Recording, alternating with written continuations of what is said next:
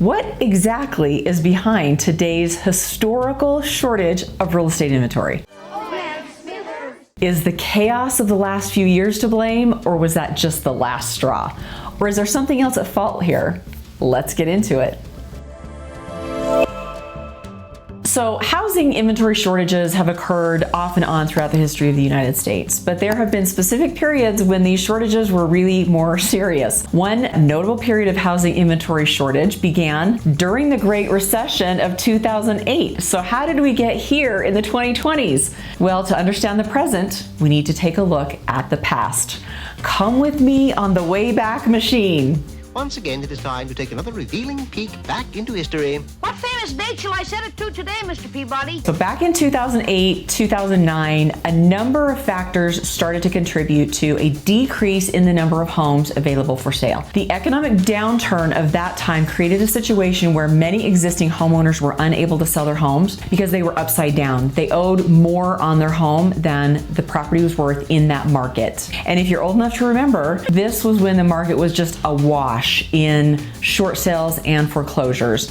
It was brutal. In fact, in my little area here, there were several years where up to 67% of our market was considered distressed. It was either a short sale or a foreclosure. It was so hard. Because of the economy and the real estate market, new home construction really decreased dramatically. Loan requirements also really tightened up due to the fast and loose nature of loans that were available in the early 2000s that sort of led to that market trouble in 2008-2009 timeframe. So that led to fewer buyers in the market. This combination of factors led to a significant shift in the real estate market, with construction companies going out of business, many folks leaving the building industry. We've been behind the curve in new construction homes since about 2012 in this country. So clearly there are multiple factors that affect the amount of housing inventory, which of course affects the price and attainability of homes. If it was easy to fix, you guys, it would have been fixed by now, right? I know how to fix it. This is how I fix it. So how exactly did we get here 15 years later? I think you're going to be surprised. Let's dive in to identify our main culprits and get into the effect each one is having on the housing market. Down the rabbit hole we go. Okay, first of all, we're gonna have a conversation just about basic supply and demand, the very Econ 101, right? I wanna give you an analogy. So just like if you go to the jewelry store and you're interested in a diamond, and the good diamonds are really expensive because they're rare. If the market all of a sudden got flooded with diamonds, they're not so rare anymore, right? You could pick up a beautiful diamond for far less. Well, houses are no different, right? When there's a high demand for homes and the number of buyers is greater than the number of homes available, it creates a shortage of inventory, which causes prices to go up.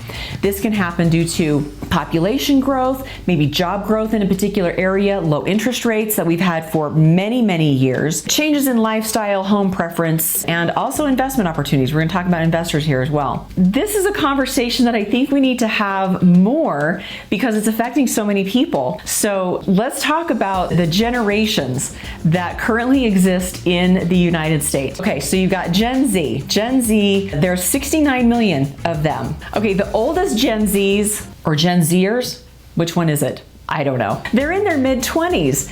They are hot on the heels of our millennials trying to create their own households. Now, millennials, I love my millennials, but they are a very, very big generation. There's about 72 million millennials. And did you know that the oldest millennials are now in their 40s? Okay, now you got Gen X. So Gen X, we are the smallest generation. We're kind of squished here in between the boomers and the millennials, just here minding our own business, you know, watching the world go by and watch everybody else duke it out. So Gen Xers, there's only 65 million. And if we talk about our baby boomers are again a large population of people, about 71 million. Why does this matter? Why are we talking about this? So, okay, our baby boomers, they've already got theirs, right? We're not super worried about their housing situation. Gen X, we're mostly set. Some of us are moving up, some of us are downsizing, but most of Gen X is probably okay. But those millennials, They take the heat for a lot of stuff, don't they? Those millennials. I love my millennials. They are, again, a very large demographic, statistically larger even than the boomers. And they are out looking for homes now. They have either formed households or they want to form a household. And check this out.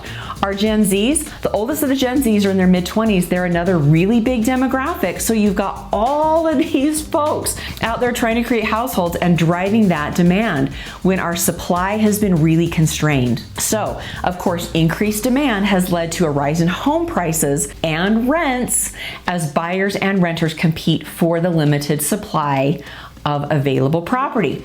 Question for you. Rents went up a lot in my area, right along with home prices. Did you see an increase in rents in your area as well? Leave me a comment. I'm interested to know. Okay, let's talk about some economic factors, sort of the economy as a whole. Economic factors such as a recession, inflation, interest rates, all of this can lead to a decrease in the number of homes available. Because if we're talking about existing inventory, homeowners may choose to hold on to their properties until conditions improve. So now, we're not talking about new construction. We're talking about homeowners who are looking around going, yeah, I think I'm going to hunker down until the chaos calms down. They're not putting their homes on the market. It's not for sale. Maybe they have really low interest rate or maybe no mortgage, and there's not a lot of incentive to risk entering the market because if you sell the home, you've got to buy a home, right? So it's sort of this really weird circular reference that's happening that is constraining our existing home inventory. So that housing inventory has really been curtailed as well. Here's another question for you. Do you know the average length of time that people stay in their homes? I'm not leaving. I was born in this hole and I'll die in this hole.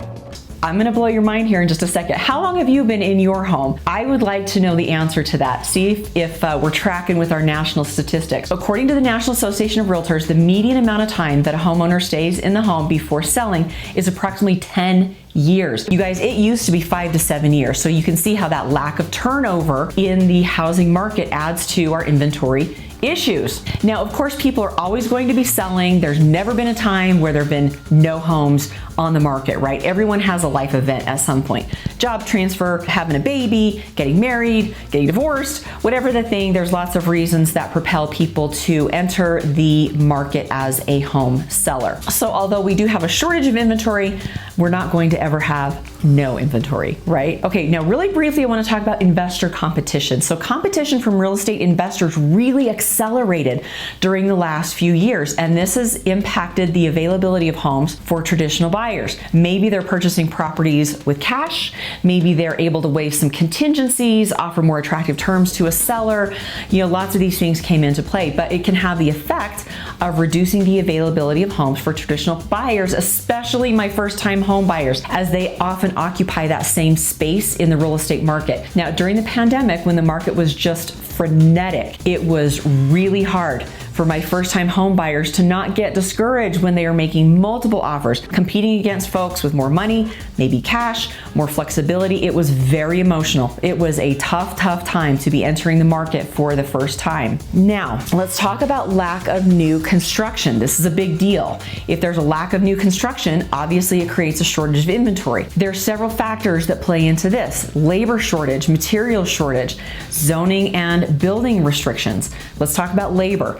One of the main reasons for a lack of new construction is a shortage of people entering the trades. Did you know that? There's a decline in vocational education. We've pushed many of our young people to college instead of learning a trade, and we're seeing the effects of that. We have an aging workforce in the construction industry. The median age in construction is older than the national median age of workers across the country. Inflation, obviously something we're dealing with. Inflation is having an impact on material costs. When the cost of material increases, developers may find it difficult to build properties as profitably as they have in the past in that same market. If the cost of land goes up, it makes it harder for those developers to acquire the property, build the homes, bring them to market at the same profit margins that they were dealing with. And do we need to talk about interest rates? Interest rates obviously have impacted financing. If a developer's loan costs are more and maybe a buyer doesn't qualify for the same amount, you can see how this is a factor in bringing new housing inventory to the market. Now, I want to talk about building and zoning restrictions. Zoning and building restrictions can also limit the amount of new construction in any particular area. These regulations might limit height,